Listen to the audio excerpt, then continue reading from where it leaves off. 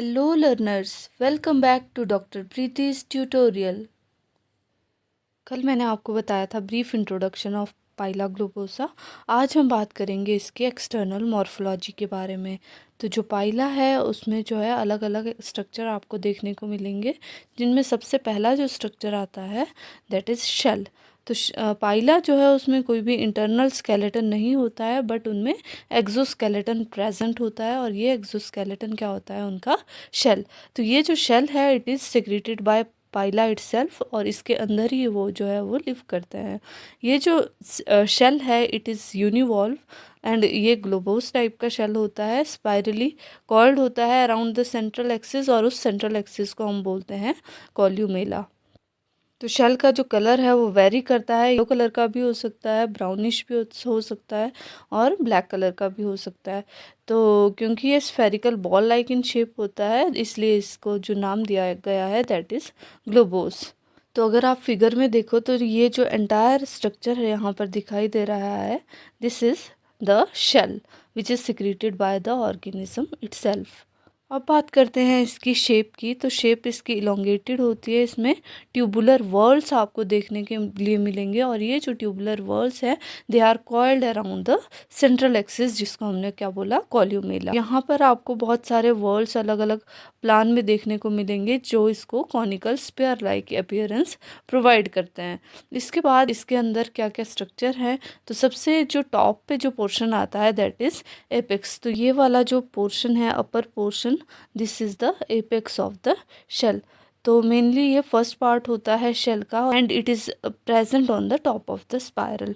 तो इसको प्रोटोनोच भी बोला जाता है। फिर जो नेक्स्ट पार्ट आता है दैट इज़ वॉल्स। तो जो शेल है उसके ऊपर आपको बहुत सारे वॉल्स देखने को मिलते हैं, मीन्स की कॉइल्स देखने को मिलते हैं। तो ये जो कॉइल्स हैं ये ग्रेजुअली इंक्रीज करते हैं फ्रॉम द एपेक्स। एपेक्स के बिल्कुल नीचे जो है आपको यहाँ पर देखने को मिलेंगे पेनल्टीमेट वॉल, जो इस सूचर्स वाले सेक्शन में प्रेजेंट है। और नेक्स्ट जो उसके आगे आपको वर्ल्स देखने को मिलते हैं उनको बोलते हैं बॉडी वर्ल्स। तो मेनली जो पेनल्टीमेट वर्ल्स हैं वो छोटा सा सेक्शन शेल का फॉर्म करते हैं, जबकि जो बॉडी वर्ल्स है they form the major portion of the Pila's shell.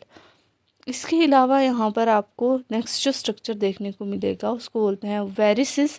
और वेरिसिस जो है आपको यहाँ पर लाइंस देखने को मिल रही होंगी शेल में, ये जो डार्क डार्क कलर की लाइंस है इनको क्या बोलते हैं हम, वेरिसिस। तो these are mainly the lines of growth. फिर इसमें आता है माउथ और अपर्चर। तो ये जो सारे वर्ल्स है बॉडी के they open up to outside by aperture, जिसको क्या बोलते हैं हम, माउथ।